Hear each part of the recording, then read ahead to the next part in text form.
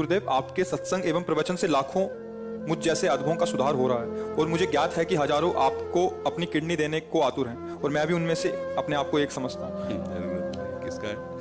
जरूरत इसलिए नहीं कि हम स्वस्थ हैं। जितने दिन देखो शरीर को चलना होता है ना, वो हमें बर्दाश्त ही नहीं कर सकते कि दूसरे के शरीर को कष्ट देकर इस शरीर, इससे अच्छा मर जाना है। हमारा जीवन सबके सुख के लिए। तो जब तक श्री जी सेवा लेना चाहती है तब तक आपके सामने बैठे हैं। अभी थोड़ी देर में डायलिसिस में चले जाएंगे। तो जब तक है तब तक है, नहीं है तो फिर सेवा में ही है श्री जी की।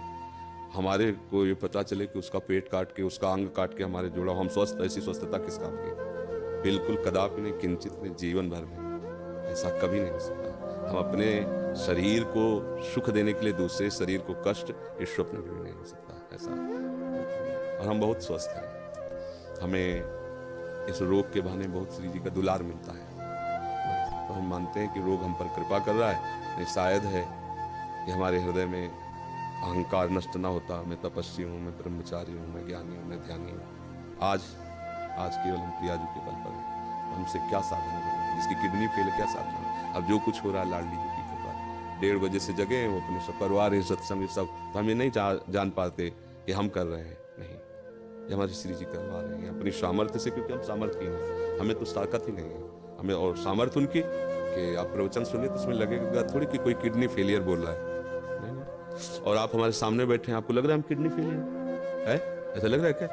मार मरहुआ और मार उदास ऐसे ये हमारी लाडली जू हमें बहुत दुलार करते हैं। तो हम ये समझते हैं हमारी किडनी हमारी लाडली जू को रिझाने के लिए मिल गई है रोग रूप में। कोई हम कभी परेशान नहीं होते, सच्ची मानना। ये चीजें ऐसी हैं कि इसमें बनावट नहीं हो सकती। मतलब पीड़ा, उसमें क्या बनावट होगी? अब किडनी फेल है, एक पीड़ा, कोई नस नाड़ी ऐसी नहीं जिसमें दर्द ना हो। कोई इस समय वर्तमान में भी, क्योंकि अब शनिवार रविवार 2 दिन हो गया डायलिसिस के लिए, तो हर नस नाड़ी ऐसी पीड़ा दे रही जैसे लठ मार के किसी को ना पराया जाए। तो पीड़ा, ऐसे पीड़ा, पर वो पीड़ा कोई पीड़ा थोड़ी है जो आपके प्रवचन लाखों लोगों को सुधार कर। अब इसमें बात यह है कि आपकी, मान लो आपकी भावना जैसे ना, तो जरूरी है वो किडनी फिट हो जाएगी, जरूरी है वो किडनी चलेगी। श्री जी को अगर ये काम करवाना है ना जगत मंगल का, तो यही किडनी चलेगी, दहाड़ते रहेंगे। और अगर उनको नहीं चलवाना ना, तो किडनी की माला वाला को पहला दो, चलेगा नहीं, एक कदम नहीं चलेगा, बोल नहीं पाएंगे। जिनकी किडनी बदल गई है वो जानते हो कैसे जीते हैं? बस चिड़िया की तरह जीते हैं, उतना ही सब। और यहाँ अभी हम अपने को पावरहीन आज तक कभी नहीं देख पाए। स्थिति कुछ भी हो, जिस समय हमारे अंदर, तो हमें ऐसा लगता है कि तुम हमारे सामने 2 मिनट नहीं टिक सकते। सांसारिक भाव में हम तुम्हें कुश्ती में पटक देंगे।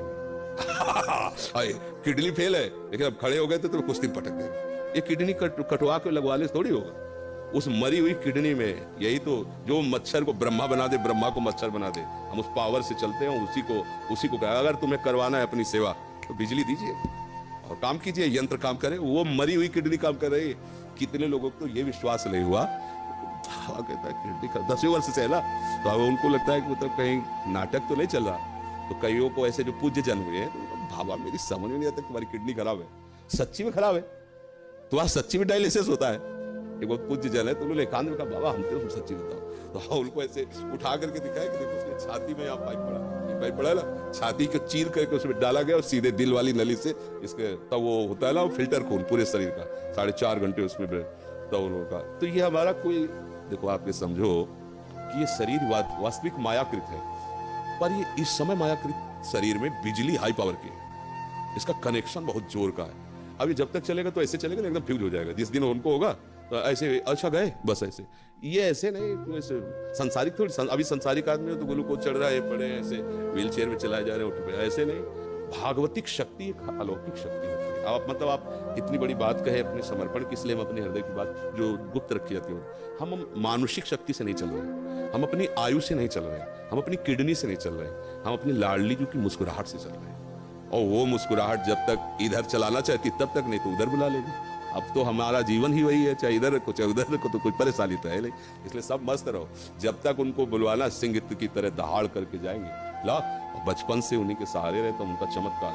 आज के 10 वर्ष पहले, मात्र 10 वर्ष पहले, हम 100 रुपए की वस्तु नहीं खरीद सकते थे। सोचो अगर हमारी महारानी जो व्यवस्था न करती तो आज हमारी क्या दशा होती। कहां से कैसी व्यवस्था, कैसे? एक व्यक्ति पानी देने वाला नहीं था।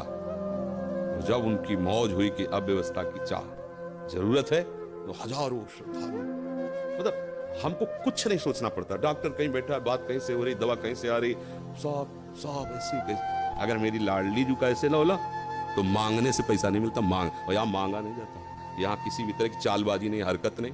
ये जरा ये देखो, ये फार्म भरना पड़ेगा दीक्षा का और आपको इतने रुपए, आपको अगर प्रश्न उत्तर करना है तो इतने रुपए, ऐसा। ये देखो, ये संत सेवा होती। कोई इस तरह की आप बहानेबाजी से कभी किसी को भी इंगित नहीं कर सकता। सख्त शासन है, अगर ऐसा कोई इंगित करते पाया गया तो दंड का अधिकारी होगा। और हमारी लाडली जो ऐसे, तो ये सब भागवतिक है। जैसे अपना अहंकार जब तक होता है तब तक ये बातें समझ में नहीं आती, वैसे हो जाया जाता है तभी बात समझ में आती है कि वो कैसी कृपा।